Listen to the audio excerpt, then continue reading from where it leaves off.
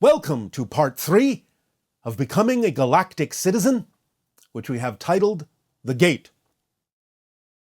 The idea is that we have taken you through part 1, the window, part 2, the door, and now in today's meditation, we will deliver the exercise that will allow you to open the gate and step out into the idea of a new reality, a new world, in which the probability of contact is ever increasing, ever raising, allowing your vibration to match it.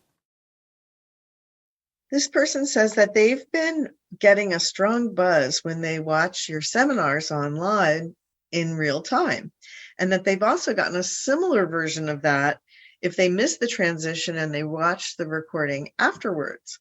Is this a preparation for something? Well, it's a preparation for raising your frequency because the buzz you're feeling is the matching of the frequency that we give off.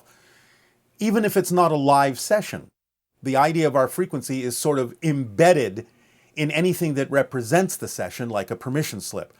So even though it may not feel completely identical to a live session, the frequency is still embedded in any projection of the communication that we have delivered. Therefore, you will still, if you're willing to match our frequency, still feel some mirroring or reflection of that frequency within you, which you may interpret as a kind of buzz of electricity or in some other way. So for many people, because you're coming in at a higher frequency, as soon as we match that, we start experiencing ourselves from that level. Yes.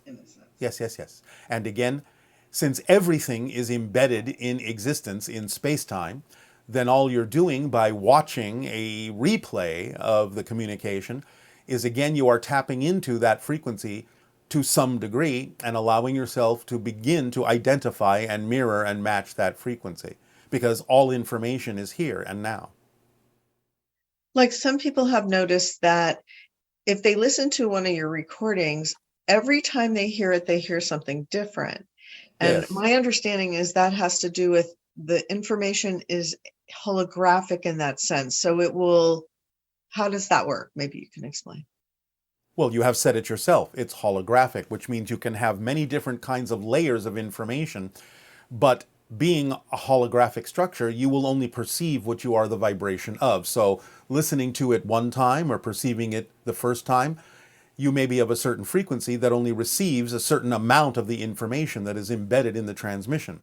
But if you change your frequency, the next time there are different layers within it that have always been there, but may have been inaudible or invisible to you. But by changing your frequency, now you can pick up on those layers because they are of a different frequency as well. So that's very exciting, because that means that even if a person evolves to higher and higher frequencies, every time they listen to one of your transmissions, they have the opportunity to hear information that they were not able to access before. Well, yes, and it might not even be that they hear the information. It might suddenly be that by listening to it, they are suddenly receiving an inspiration they didn't receive before. Again, it may come telepathically. It may simply present itself automatically and instantly in their mind as a fully fleshed out idea or concept or inspiration that they didn't have the first time.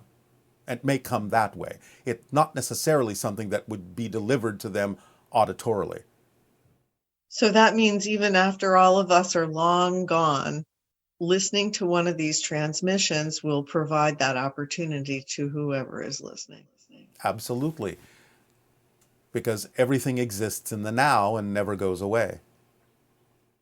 It's phenomenal. Yes, it is a phenomenon.